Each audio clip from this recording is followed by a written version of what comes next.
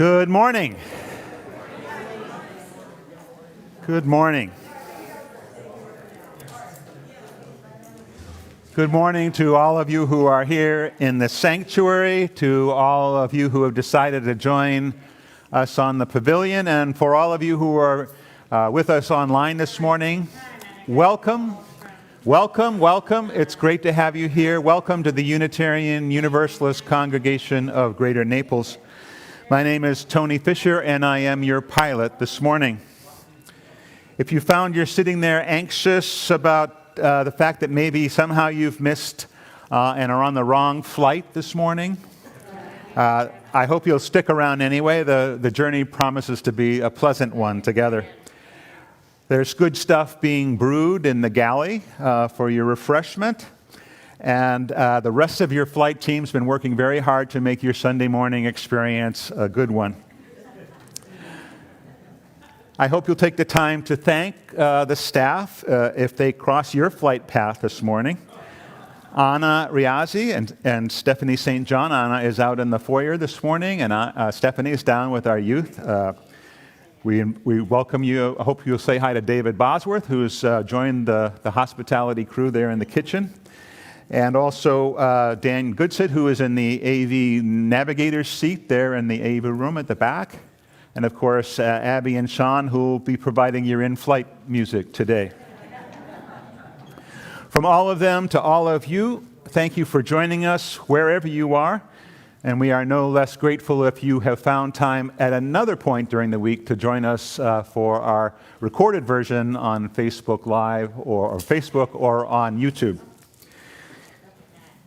I hope that if you're new to us, whether you're here in the sanctuary or online or anywhere, if you would let us know who you are and that you're with us this morning in person or in spirit. We hope you'll let us know about that. If you're online, then I hope you'll perhaps put a note in the comments section below the video box letting us know who you are. You can also message us directly from Facebook Live. Send us your email address and we'll keep you informed about all the things that are going on in the congregation in the course of the next week or two. Our mission states that we are a welcoming congregation, freely seeking intellectual and spiritual growth, that we strive to create a larger community of peace, justice, and love. We hope that we learn and grow here together so that we may live our values within these walls and also out into the wider community, creating that larger sense of community in the world.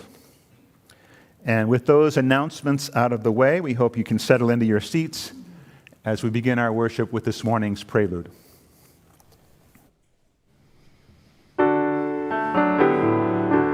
Oh, won't you come to the circle, listen to our tales. You will find you're not the only one who's hurting, and the light will shine in. This is where we begin. The magic work of our healing. You are not unimportant. We need all the words and the melodies to harmonize. The darker the shadows, the brighter the sun. And your tears are the stars in our eyes. But won't you come to the circle, listen to our tales. You will find you're not the only one who's hurting, and the light will shine in. This is where we begin. The magic work of our healing. The magic work of our healing.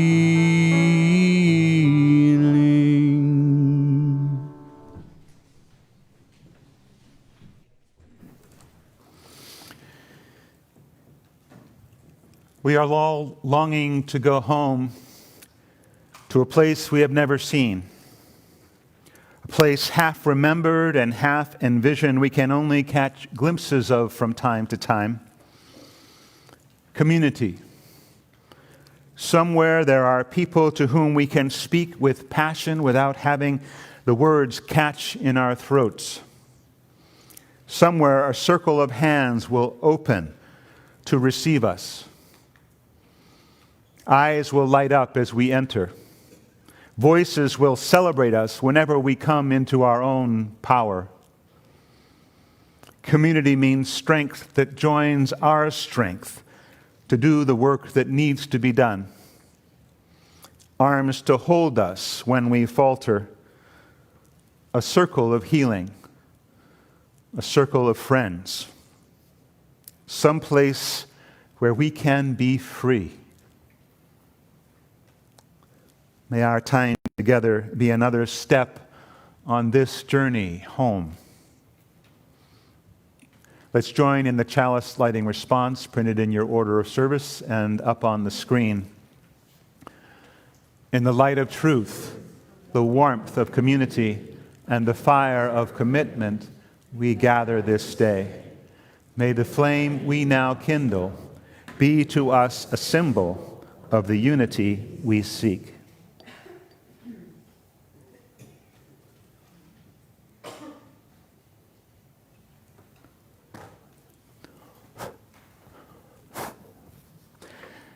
And let's join together in singing our opening hymn, Rise as You're Willing and Able. Come, come, whoever you are. We will do this as a round, as we did last week. We'll sing it together once. I will lead this side of the congregation, and we'll sing it twice. And Sean will lead this side of the congregation. And hopefully we'll all come together at the end. We'll see what happens.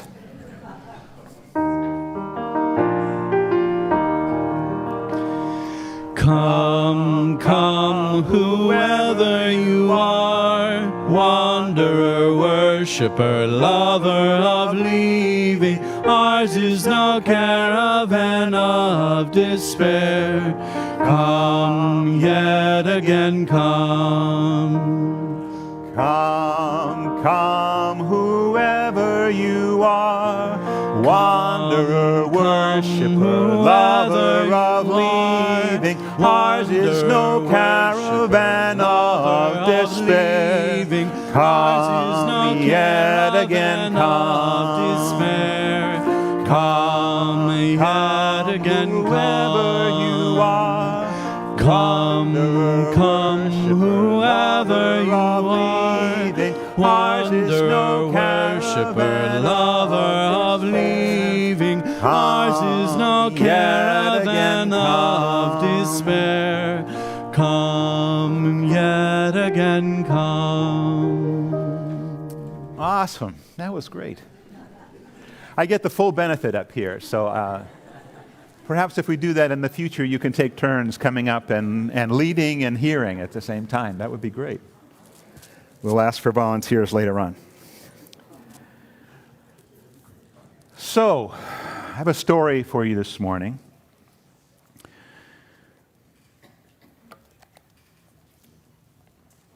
A story that I heard in a very similar setting many years ago. It's a story about a monastery that existed many, many centuries ago that had fallen upon hard times. The spirit seemed to have gone from the place to a point where some of the younger brothers had left in dissatisfaction. And there hadn't been any new novitiates for quite some time. So only a dozen or so monks were left in the sanctuary, and their leader, the abbot, of course, remained. The abbot tried to be strong and positive, and a positive influence, but he couldn't seem to stop the petty squabbles that erupted every once in a while. He understood that the monks were responding to their own anxiety and the general anxiety about the place, each blaming the hard times on the other. Now, it was also true that at this time, there in the deep woods surrounding the monastery, there was a little hut that a wise rabbi from a nearby town would occasionally use as his hermitage. And even though the hut was not visible from the monastery, the old monks would somehow know when the rabbi was present. And they would say to each other, they would whisper to one another, "The rabbi is in the woods. The rabbi is in the woods." And it was on such an occasion that it occurred to the abbot that he should make the acquaintance of this rabbi. And so he mentioned at the chapter meeting the next morning that he intended to visit the rabbi at his hermitage, and hopefully that maybe the conversation could result in some advice about how they might proceed in their religious community there in the monastery. And the old abbot knocked on the door and was welcomed warmly into the small hut. And the rabbi offered him tea and some cakes. And after some pleasantries, the abbot explained the reason for his visit, hesitatingly at first, but then, as the rabbi proved to be a wonderful listener, it just gushed out all the things that the abbot was feeling, and the hopes and the dreams and the frustrations. When he was done, the rabbi nodded and said, "I know how it is. The Spirit seems to have gone out of the people. It's true in town as well. Very few people come to the synagogue anymore." So the old abbot and the old rabbi commiserated together, and then they read parts of the Torah and spoke of deep things. And when it was time to leave, the abbot embraced the rabbi and said, "It's been such a wonderful gift to finally get to know you. We should have done this years and years ago. But I have to say I don't feel any closer to the solution to my problem. Are there any words you might have in parting that might help me save my order?"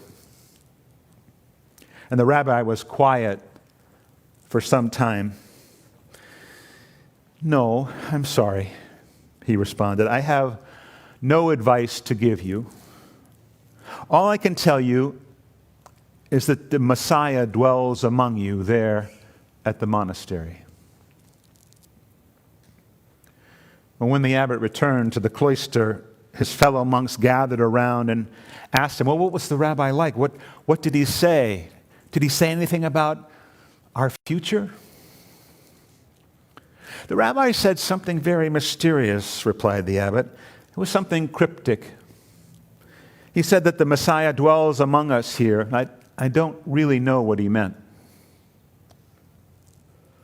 Well, in the time that followed, the old monks wondered whether there was any significance to the rabbi's words. The Messiah among us? Could he possibly meant one of us monks? If so, which one of us? Do you suppose he meant the abbot? Of course he meant the abbot. The abbot's been our spiritual leader for a generation. On the other hand, he might have meant Prior Thomas. We all know that Prior Thomas is a man of light. Certainly, he could not have meant Brother Elred. Elred gets crotchety at times. But come to think of it, even though he's a thorn in everyone's side, when you look back on it, he always seems to be right. In fact, he seems to be very right most of the time. Maybe the rabbi did mean Brother Elred. Well, it certainly can't be the sacristan, Brother Philip. Philip is so passive, a real nobody.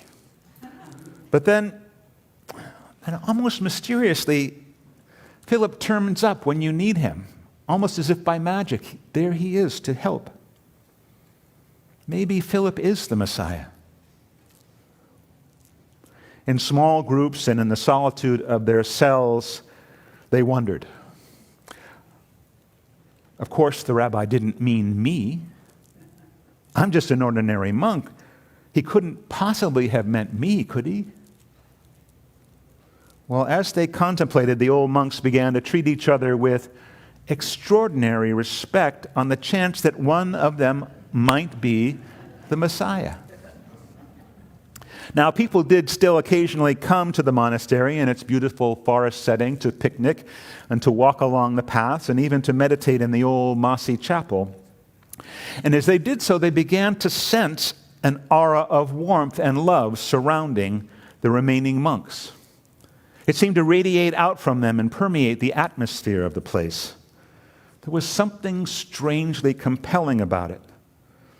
Hardly knowing why they came back to the monastery more often to pray or to play, they came nonetheless, sometimes bringing their friends, and then their friends brought their friends. And then some of the younger men who came to visit the monastery started to talk more and more to the old monks. And after a while, one of them asked if he could join them in their community. And then another, and then another. So within a few years, the monastery had once again become a thriving order, and thanks to the rabbi's gift, a vibrant center of spirituality and light. Let's remain seated as we join Abby and Sean in singing our centering hymn, May Nothing Evil Cross This Door. It's number 1 in the hymnal. The words will be on your screen. We'll sing the first 3 verses.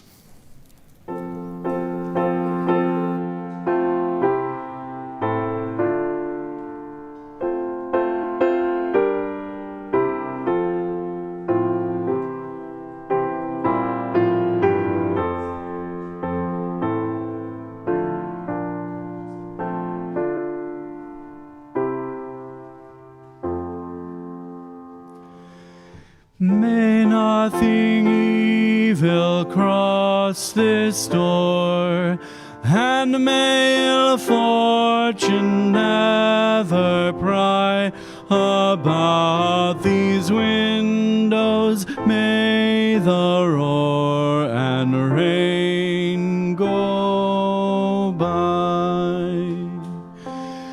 By faith made strong, the rafters will withstand the battering of the storm.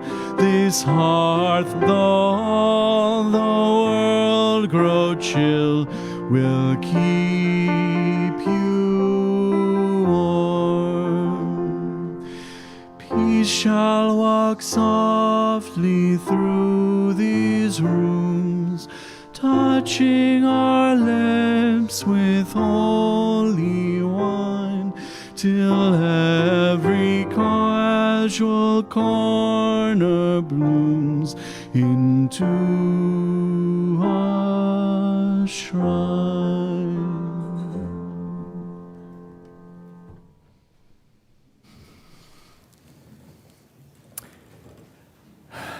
I do hope, I sincerely hope that someday soon the climate around this strange pandemic will allow me to come out into the sanctuary again and have you share in person your joys and sorrows. It is such a blessing in this congregation to be able to share in person those things that are bringing us joy or bringing us down. But until that moment, I'm afraid we have to exist with a sharing of names, of events, of something that moves you, has moved you over the last week, using our own voice to help create energy and spread it out into the room. So if you have a joy or a sorrow that you'd like to share this morning, I hope you will speak a name or something out loud so that all can hear. We'll go slowly across the room. I hope you'll join us on the pavilion and do the same. Joys and sorrows this morning.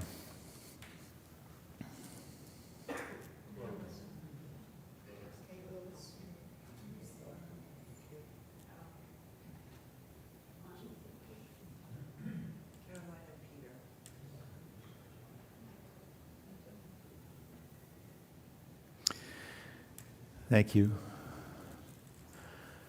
To those names, I will add the name of Hap Slocum, a longtime member of this congregation who passed away this past week up in Buffalo, New York. Hap joined us every season early on with her husband and later on with her caretaker, Mary. And it was Mary that let us know that Hap had passed away. And we do hope that Mary will be able to join us sometime during the season to share in a ceremony of life, a celebration of Hap's life and her connection with this congregation. Let's join together in the spirit of meditation. These words by Methodist minister Jan Richardson, a blessing called Sanctuary.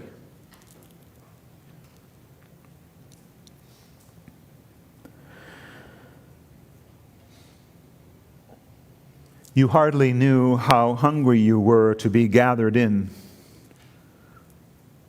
to receive the welcome that invited you to enter entirely. Nothing of you found foreign or strange. Nothing of your life that you were asked to leave behind or to carry in silence or in shame. Tentative steps became settling in, leaning into the blessing that enfolded you, taking your place in the circle that stunned you with its unimagined grace. You began to breathe again, to move without fear, to speak with abandon the words you carried in your bones that echoed in your being. You learned to sing. But the deal with this blessing is it will not leave you alone. It will not let you linger in safety, in stasis. The time will come when this blessing will ask you to leave, not because it has tired of you, but because it desires for you to become the sanctuary you have found, to create a place for others to enter entirely, sharing the grace you've been given, the knowledge that you are beloved, precious, beautiful to behold, and that you are welcome, and more than welcome, here. Let's share some time of silence.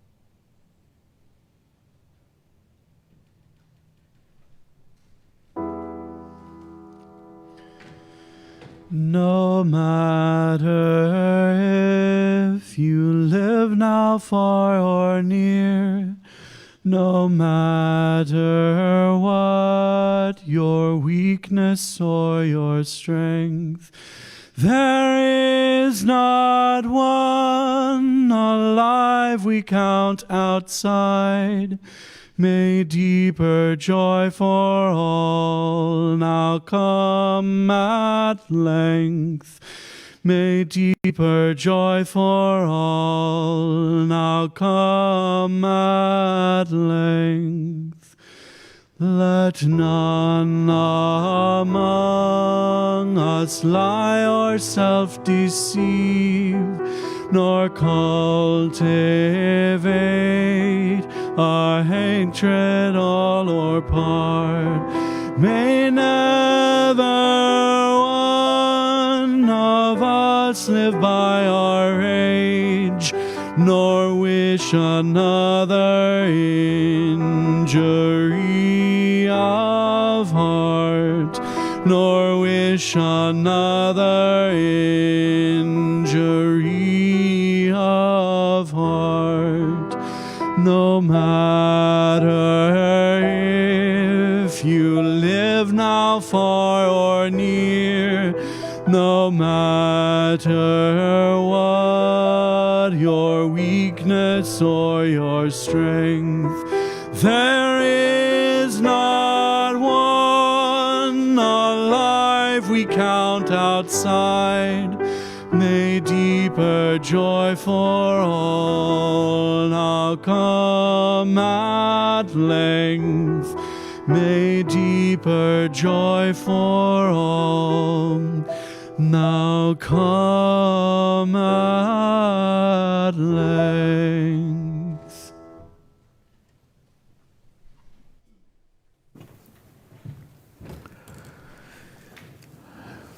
This morning's reading is from one of my favorite contemporary poets, David Whyte. Everything is waiting for you.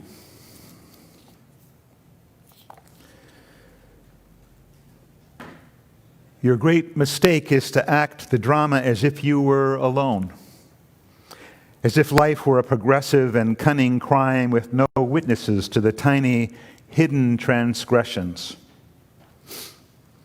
To feel abandoned is to not deny the intimacy of your surroundings. Surely even you at times have felt the grand array, the swelling presence and the chorus crowding out your solo voice. You must note the way the soap dish enables you, or the window latch grants you freedom. Alertness is the hidden discipline of familiarity. The stairs are your mentor of things to come. The doors have always been there to frighten you and invite you. And the tiny speaker in the phone is your dream ladder to divinity. Put down the weight of your aloneness and ease into the conversation. The kettle is singing, even as it pours you a drink. The cooking pots have left their arrogant aloofness and seen the good in you at last.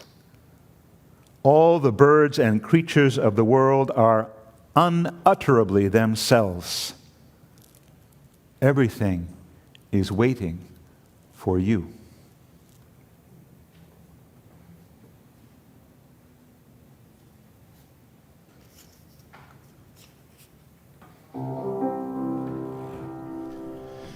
Let us stay together for a time. Let us stay together for a while. When the evening is approaching and the day is almost spent, let us stay with one another for a time. All we have in common is a road. All we have in common is a journey. We are simply fellow travelers who are passing in the night. Let us stay with one another on the road for a while. Dare we trust a stranger with our dreams? Dare we trust a stranger with our story? If we cannot hide our tears, let us share our hopes and fears as we stay with one another with our dreams. All we have in common is a road. All we have in common is a journey. We are simply fellow travelers who are passing in the night. Let us stay with one another on the road anytime.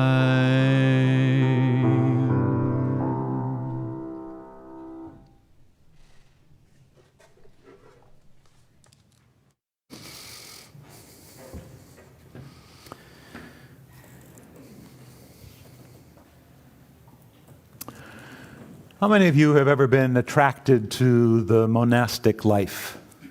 Anybody here? I see a couple of hands. How many of you have ever spent time in that setting, whether on retreat or another way? Oh, it's a whole good number over there. This must be the whole sort of spiritual community people over there, I guess. And there was a few people who said they were attracted. Did you think of it as an escape to or an escape from? Were you moving towards something or away from something? I guess that's the question. A journey towards, escape to. Yeah, all right. Well, I guess I confused that a little bit, but you can think about it as possibly escaping from the world into something more sane, perhaps, in terms of an order of life. But you can also think of it as moving towards something, some more sense of discipline and community towards a divine living, perhaps. The monastic movement started early on in the first millennium, in the 300s, and was formalized in the somewhere in the mid millennia by Saint Benedict.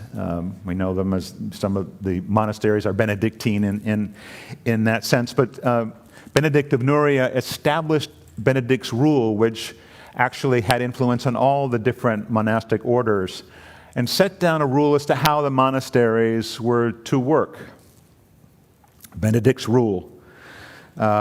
And so 15 centuries ago, most of those communities were small, a dozen or two individuals, either in the monasteries or in the convents, set up somewhat like a family. The father prior or the father abbot and the brothers, or the mother abbess and the sisters, a family moving together to moving and growing together towards divine life.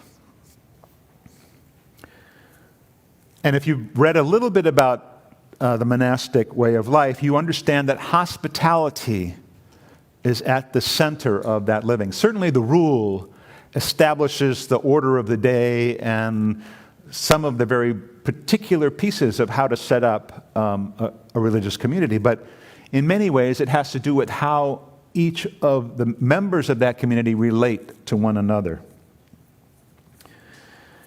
And it was certainly recognized that these were communities of individuals that came from different places, much like our community.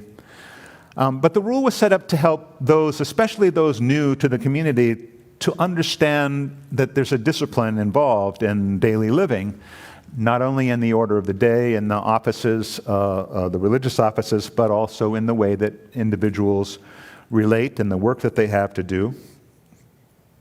Recognizing that everyone is alone in their thoughts, but because we are social animals, we know that our aloneness, even our aloneness, is defined by those around us. And so there was this sense, a strong desire for community and growing together with a specific goal.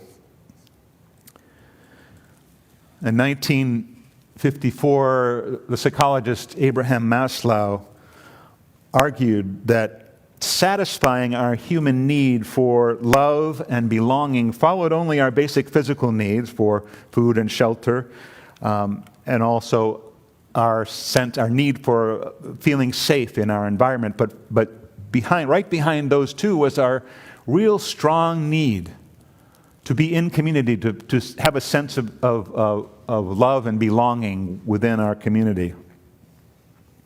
And more recent studies have only confirmed this idea that the need to belong is a powerful, fundamental, and extremely pervasive human motivation. Dr. Brené Brown, whose work on shame and vulnerability has been transformative, talks about true belonging. And she writes, I don't know what it actually is about the combination of those two words, true belonging, But I do know that when I say it out loud, it just feels right. It feels like something that we all crave and need in our lives. We want to be part of something, but we need it to be real. Brown describes belonging as the innate human desire to be part of something greater than ourselves.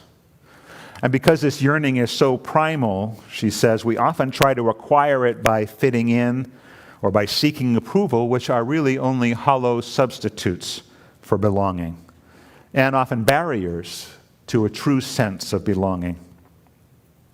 Because belonging only happens when we allow ourselves to present our authentic, imperfect selves to the world.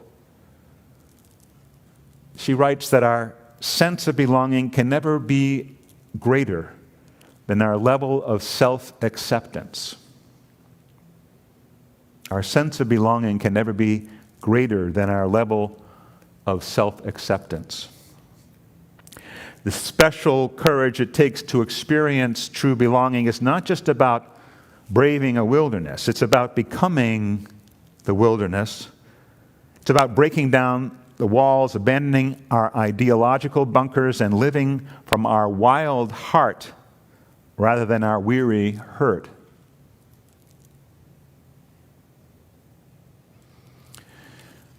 To truly belong, we need to be ready to live with people who are different from us. And even within a community of like-valued people, we are all different. We all come from different places, from different experiences, some of privilege, some of trauma. We have our particular points of view.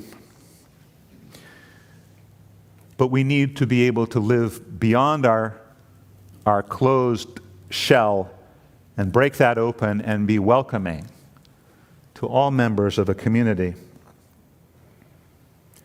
This is not a passive thing, true belonging. It's not the belonging which just comes from joining a group. It's not fitting in or pretending or selling out because that's safer.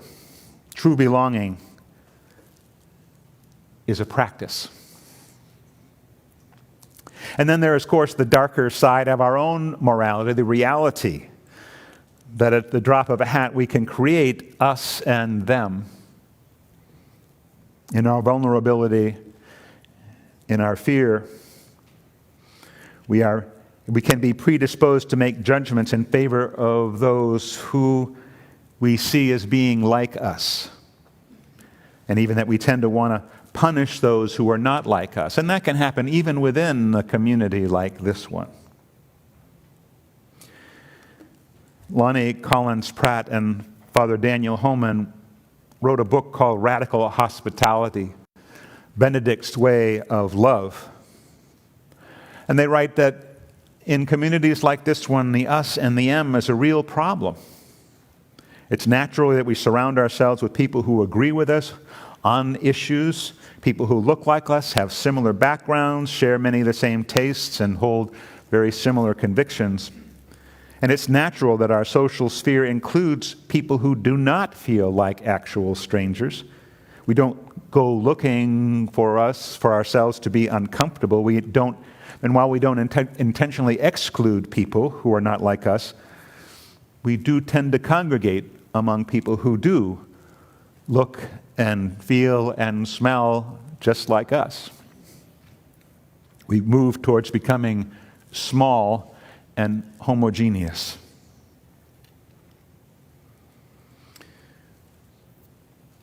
This can be a very narrow life, one that lacks a certain healthy challenge.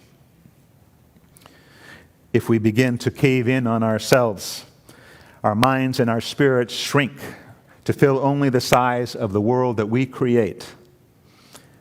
And a spiritually centered living, trying to live a spiritually centered life in such a setting is very limited.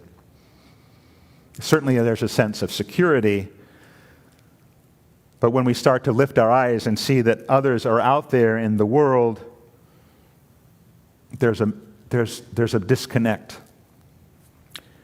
true hospitality, living into true belonging, is a practice that requires us to be vulnerable, to get uncomfortable and learn to be present without sacrificing our true self. That's hard. In order for real connection to happen, deep connection, we have to allow ourselves to be seen, really seen.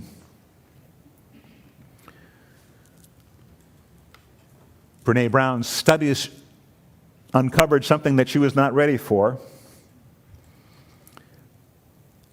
The idea that people who have a strong sense of love and belonging believe they are worthy of it. They are wholehearted. They have a sense of courage, a courage to be imperfect, the courage to be kind to themselves first and then to others.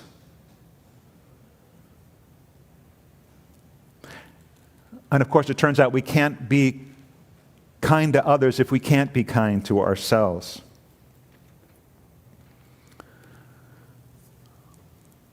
Again, it is hard work.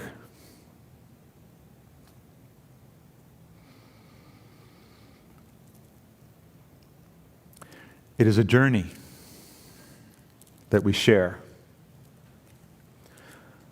A journey on the road to a more divine sense of living. It is a journey of courage to be in the company of others who are different, but who are also willing to share and show themselves. Staying awake to our environment, to our neighbors, to ourselves, and then responding with a fully open heart. And that can take an effort of will. I've said this before, and it's one of the things that I learned from my father. One of the things I carry with me, myself, from him. He used to talk about that critical moment, sometimes incredibly short, in which we can find our humanity. It is that moment between the stimulus and the response, the split second between what the world throws at us and how we react. To be able to respond well requires that we be aware of ourselves and of the moment. We need to be ready to respond with an attitude of kindness and love. And sometimes as we go through our days, we are really not there. The work of true belonging is continually practicing on being in that moment and holding the attitude of kindness and love. In the story of the Good Samaritan, it's made clear that those who bypassed the person on the side of the road, the priest and the Levite who crossed to the other side, are the right kind of people, acceptable people in society, who hold solid values and important priorities. But as Lonnie Collins Pratt and Father Daniel Honan write in their book, these people are like us. They have things to do. They are trying very hard to get it all done. They're not vicious people, but they weren't in the moment, and they consider caution a virtue. Caution and loving kindness, creating a community of belonging,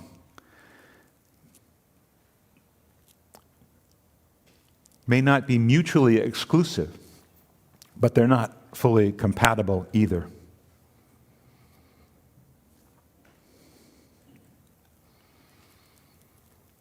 In the story I shared with you this morning, it's the rabbi that intrigues me the most. Here was this community in trouble. It wasn't even his own community. He knew that even a bookload of wisdom would not answer. he could be pretty certain that the monks would feel they already had the greatest book in the world right there with all the answers in their hands. Any direct advice would have probably been discussed until its truth and vitality were lost in the weighing of pros and cons. And the rabbi didn't even let the abbot in on the secret, for certainly he knew what he was about, to forge a slightly different connection with one another. It's the rabbi that intrigues me the most. He is the character in this story that might just be the model for those of us who don't necessarily expect the Messiah to show up in our midst. He practiced self-care, taking the time to find some space in his life to retreat, ponder what was going on around him, and put it into the larger perspective. He took his time to speak, and when he did, he offered words of healing, perhaps the only words that he could say that would get the monks thinking differently and positively, shifting their paradigm, moving them outside themselves, giving them fresh eyes to see their community anew. The origin of this story is unknown. Scott Peck used it right at the start of his book, The Road Less Traveled, Community Making and Peace. And Scott couldn't remember where he had heard it, or frankly, how much he had modified it as he told it over the years. Writer and theologian Mike Riddell talked about when he used a story, he talked about it being a road we follow as a journey into community.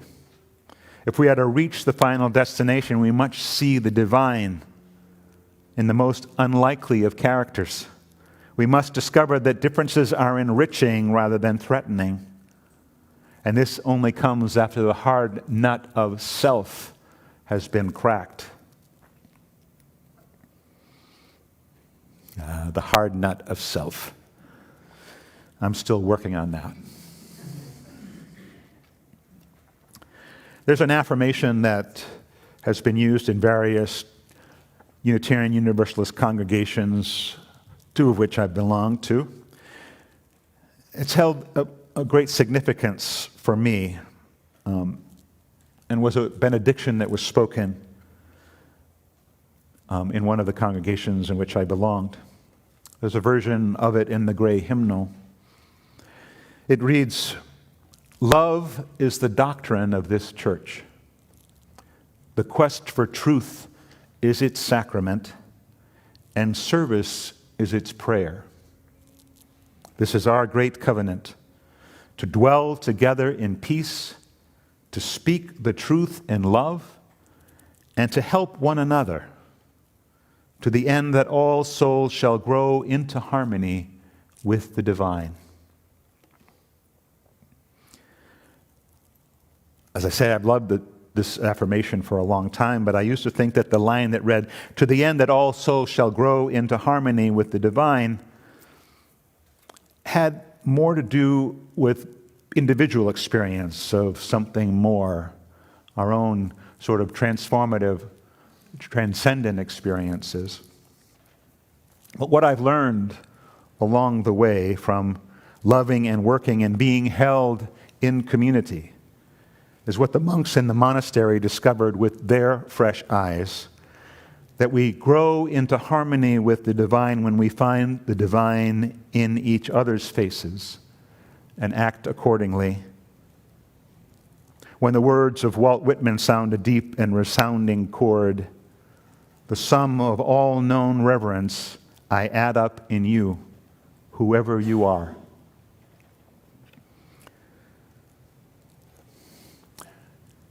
Despite my in-flight welcome this morning, a congregation is not a consumer experience. It is a joint exercise in humility and humanity. Rabbi Harold Kushner, author of Why Bad Things Happen to Good People, when asked about the purpose of life and the highest ideal one can attain, said we are born with a potential humanity.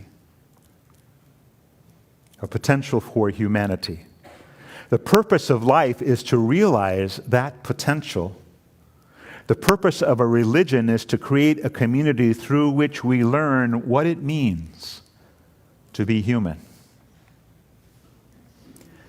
The individualism that our society has held up for so long runs counter not only to the ideal of beloved community, of belonging, but to the reality of what it means to be human.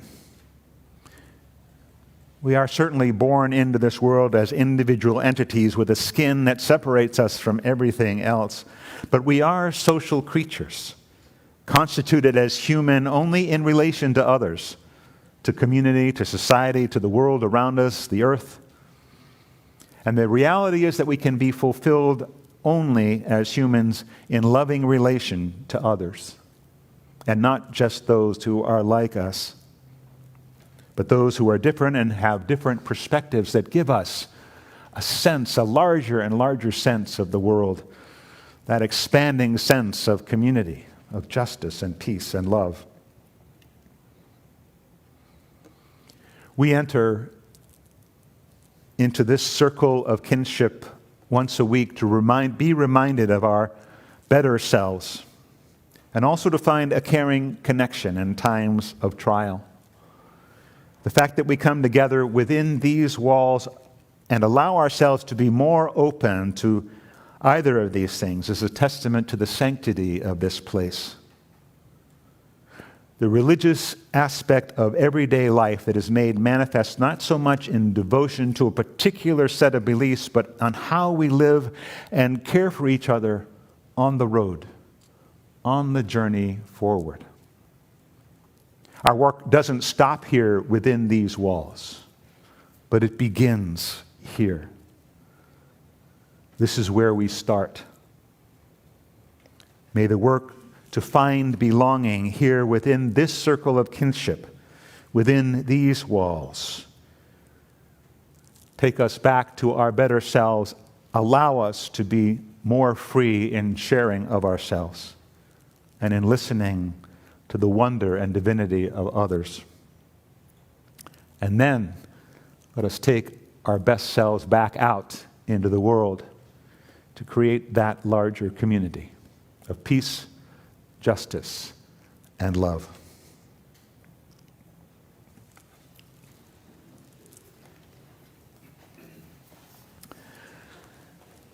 So as we take time to reflect on today's service and the incredible music that we've experienced, let's take also time to show our gratitude for this community and the work that we have to do together. The morning's offering will be greatly received. If you're online, I hope you'll send a check or contact the office and contribute that way. The morning's offering will be greatly received.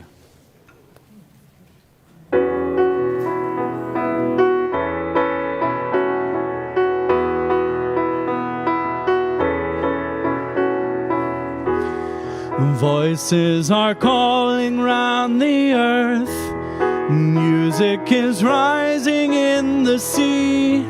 The spirit of morning fills the air, guiding my journey home. Here is the path beyond the forest. Here is the song I always knew.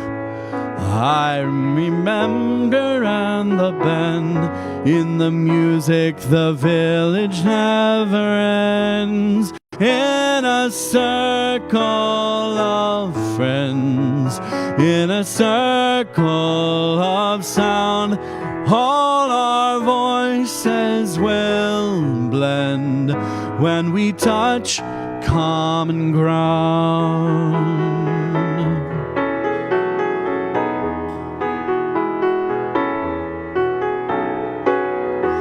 Somewhere is the melody we need. There is a certain harmony. Even the rhythm in the trees, in the song that we've always known. As every road comes to its end, so every path must cross again. Now I'm returning to my heart, back to the song that is our own.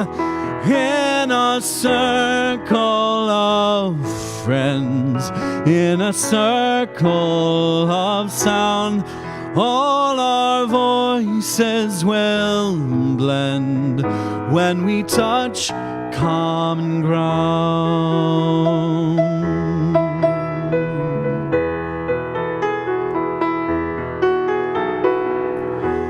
Voices are calling round the earth, music is rising in the sea, the spirit of morning fills the air, guiding my journey home. Here is the path beyond the forest, here is the song I always knew. I remember it just around the bend. In the music, the village never ends.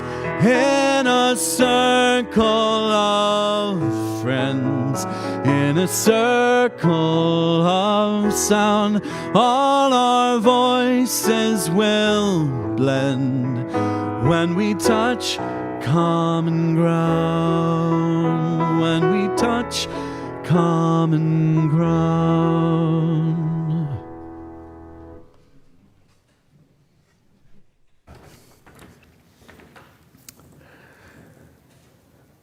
So things are bubbling in the congregation. There's a lot going on. I hope you'll look in the Sunday news that was distributed via email this morning. And again, if you haven't been receiving any emails, then let us know who you are. Give us your email address, and we'll make sure that you're well informed. Next Sunday, in this place, Dick Mackin will be offering the service with Martin Parks as the worship associate. Dick's going to be talking about the Enlightenment, and I wish I could be here, but I'm not going to be here next week. But I will definitely tune in if I can, because we have this wonderful opportunity to do that. The following week, I'll be back in the pulpit talking about issues of church and state, an incredibly important subject in today's world, something that we need to address as a religious community. And also want to remind you that on October 9th, the forum kicks off with a really incredible guest joining us virtually, Catherine Stewart, author of The Good Luck Club and also The Power Worshippers, who has been writing for some time about the rise of Christian nationalism. So my service on the 2nd will be something of a spur to get you engaged in that subject, and that's truly important. Conversation on the 9th, the first forum. Forums this year are on Sundays here in the sanctuary at noon. At least that's the established time right now. So we hope that you'll come to service, enjoy coffee hour, perhaps grab a quick bite, and then be back here to share in some important pieces of news and information through the forum. So, I think with that, I'll invite you to rise as you're willing and able, and join in our closing hymn, Break Not the Circle, number 323, and the gray hymnal. The words will be on the screen.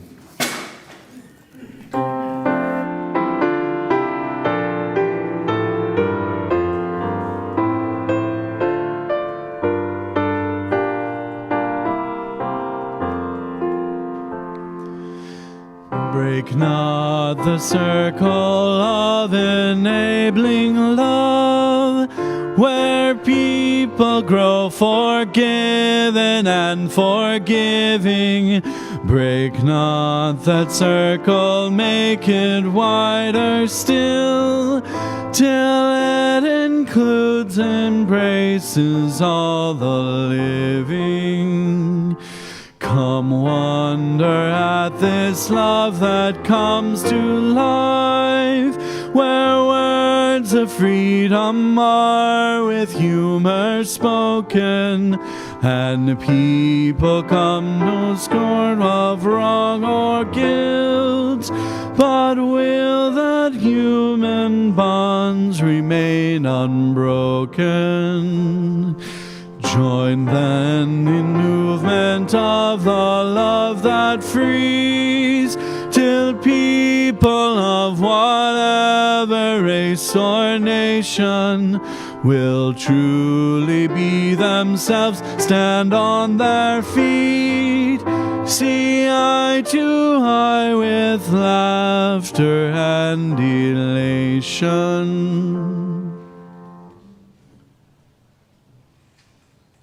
Our time in this place together may have ended, but our connection to each other and this community remains.